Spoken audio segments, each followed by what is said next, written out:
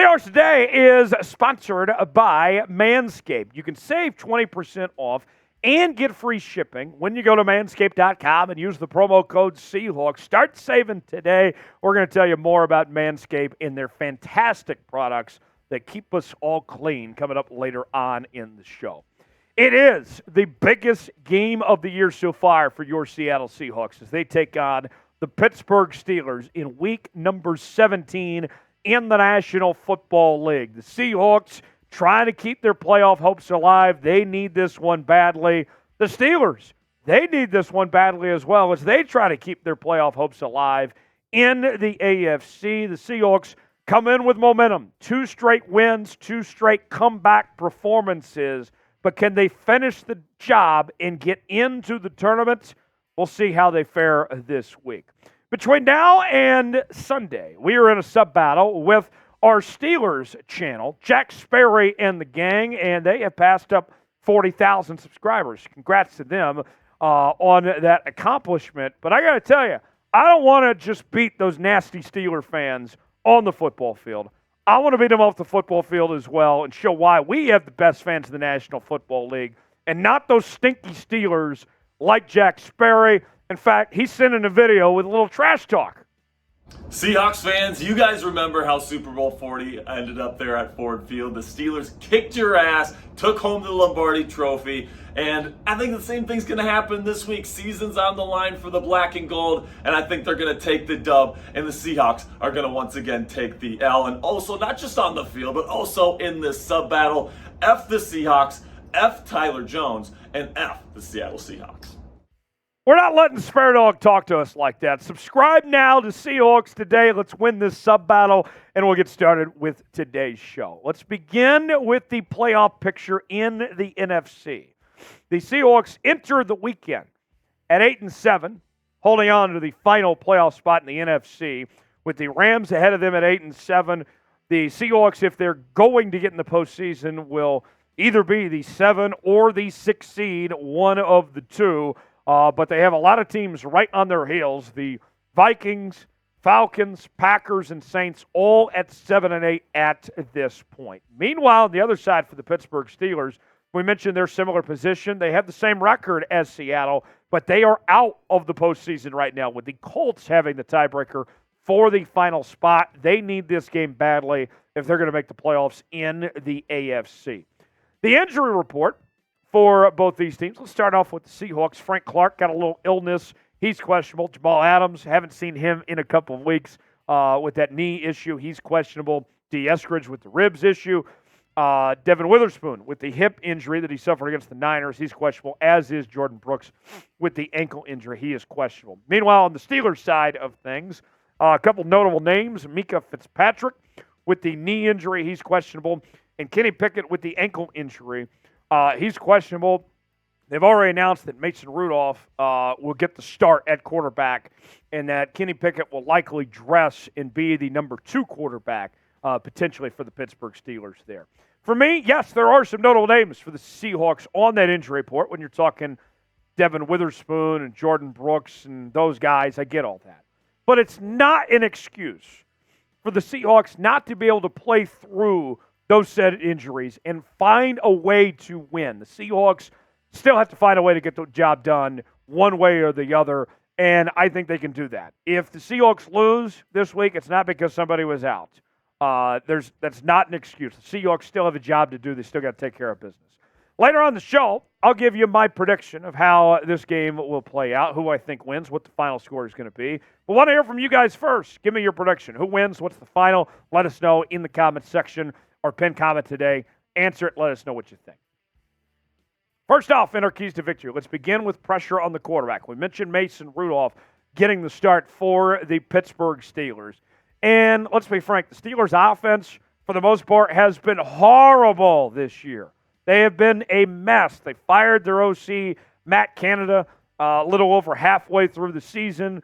And last week, they kind of showed some life for the first time with Mason Rudolph under center for that Steelers team, George Pickens and company. They were really cooking. If I'm the Seattle Seahawks, the best way to really attack this Pittsburgh Steelers team, and in particular Mason Rudolph, is by getting some pressure. Now, you don't have to necessarily swing your helmet at Mason Rudolph's head, but if you can get some pressure on him, get him under duress, that could make all the difference in the world. And for this Seahawks team, there's one guy in particular I'm looking at. It's Boye Mafe. We talked about it last week that he needed to show up, that he was kind of on a milk carton of some sorts, right? He was missing like those kids that you see in your local neighborhood that they put on the milk carton, right? Well, last week he showed up and had 2 sacks.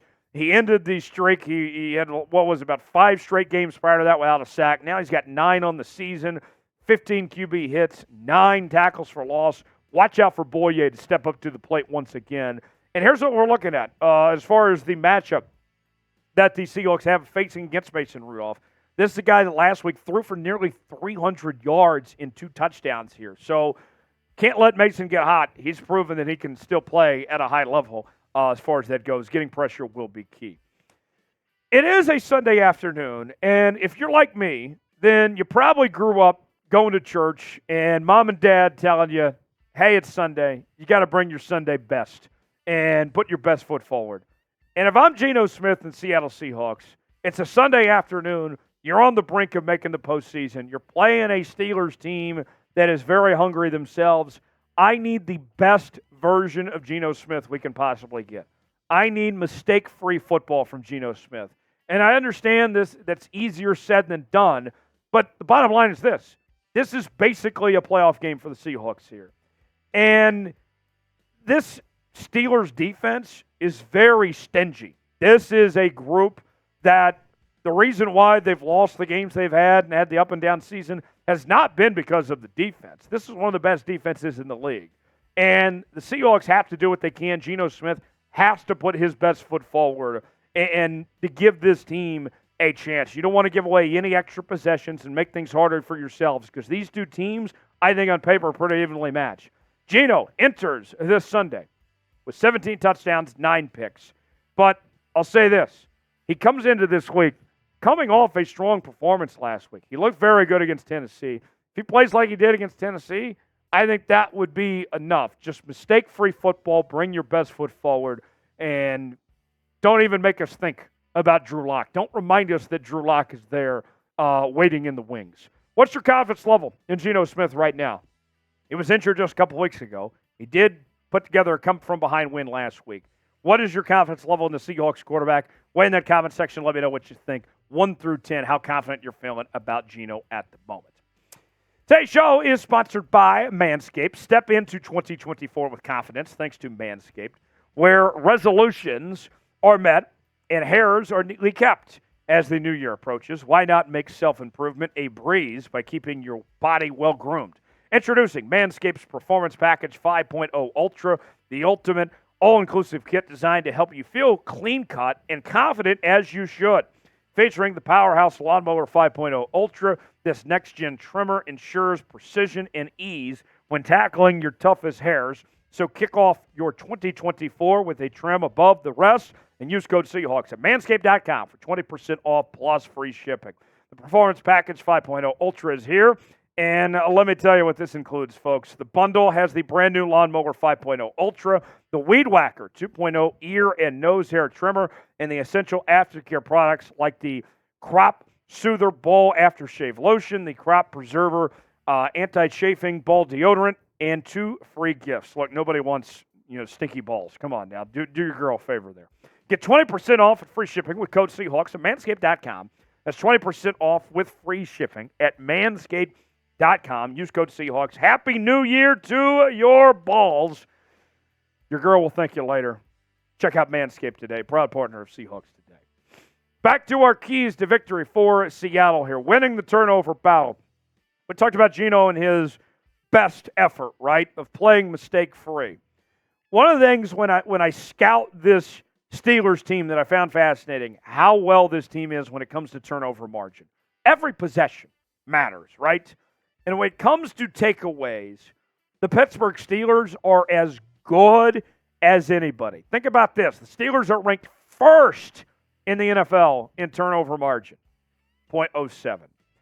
And giveaways per game, they're ranked second in the league at 0.9. This team will go after you. They find ways to get those extra possessions. Their defense, I used the word earlier, it is a stingy defense. The defense has been keeping them in games, and you cannot afford to make those mistakes. Think about this from the Seahawks team this year.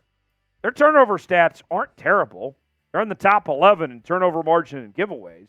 But interceptions thrown, bottom half of the league. Takeaways, bottom half of the league. Seahawks have to win this turnover battle and cannot let this Pittsburgh Steelers team have any extra possessions with a chance to get back in this game. Number 4 on our keys to victory, finding an X factor. You know, there's a couple of guys that come to mind, but for me, what I'm looking for in particular when it comes to finding an X factor is a guy that maybe isn't a playmaker every single week, but that can make the difference in a win or loss, that can put this Seahawks team over the top. For me, it doesn't even have to be an offensive player or a defensive player, just somebody that can step up and be that impact player that maybe we aren't expecting. A player to watch for me that's got my eye is Zach Charbonnet. The Seahawks' number 2 running back this year, his numbers, he's rushed for 428 yards and a touchdown. We've seen the flashes. He's had a few big plays here and there from time to time, right? But think about this. He hasn't had a game where he's rushed for 60 yards this season. Not one. And the last couple of weeks, his role has been limited of some sorts. He's only had 7 total touches in the last 2 weeks. A guy like Zach Charbonnet, for example, to me, could be the difference in what the Seahawks are looking for. And think about this. We talk about the run game, right? We have talked a lot about Kenneth Walker on this channel over the last several weeks, and Kenneth Walker's played some better football lately. But when it comes to this team as a whole rushing the football, they are undefeated this year. First in the league when as a team they rush for 100 yards on the ground. That doesn't say 100 yards with Kenneth Walker. That doesn't say 100 yards with Zach Charbonnet. Just collectively, when this team runs the football well, they win. And if Zach Charbonnet can be a part of that equation, can be that difference maker, the Seahawks will get the job done. More to come here on Seahawks Today in a moment, but first, who's a player that needs to step up for the Seattle Seahawks this week? I told you it's Charbonnet. He's the guy I'm watching for. Who's the guy you're watching for? Wait in that comment section. Let us know what you think. This weekend here on Seahawks Today, we have not one, but 2 watch parties ahead for the first time ever on the channel. As we are inching closer to 47,000 subscribers, we are less than 500 away from doing so.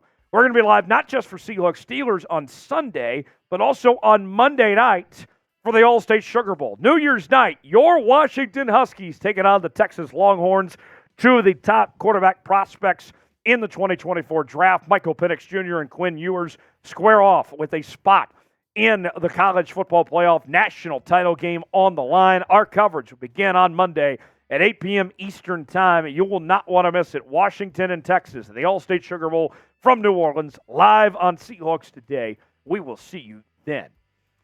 One final note in our keys to victory for the Seahawks this week, feeding off the energy of the 12s. It's kind of a given, kind of for granted of sorts when we talk about the impact that the 12s have on Lumen Field and the energy that they bring each and every week. We know that when the Seahawks play at home, the 12s are going to bring it, that they provide such an incredible atmosphere that's as good as any atmosphere in the league. But if you're the Seattle Seahawks, we mentioned with this being basically a playoff game, you got to use it to your advantage. What good does home field advantage do to you if you're not using it accordingly? This might shock some people. A little bull stat for you here, folks. Since 2021, did you know the Seahawks' home record is 13-11? You got that crowd fired up every week. They're doing their part. And the Seahawks are barely above 500 the last 2 years. Not on my watch. That's got to change. You are 5-2 at home this season. So you do have that going for you. But come on. You got that home crowd. Get fired up. Use them to your advantage. And really just go after it. My prediction in just a moment, but first, we'll recap our keys to a Seahawks win. Pressure on the quarterback. Really go after Mason Rudolph. Got to get Geno's best effort.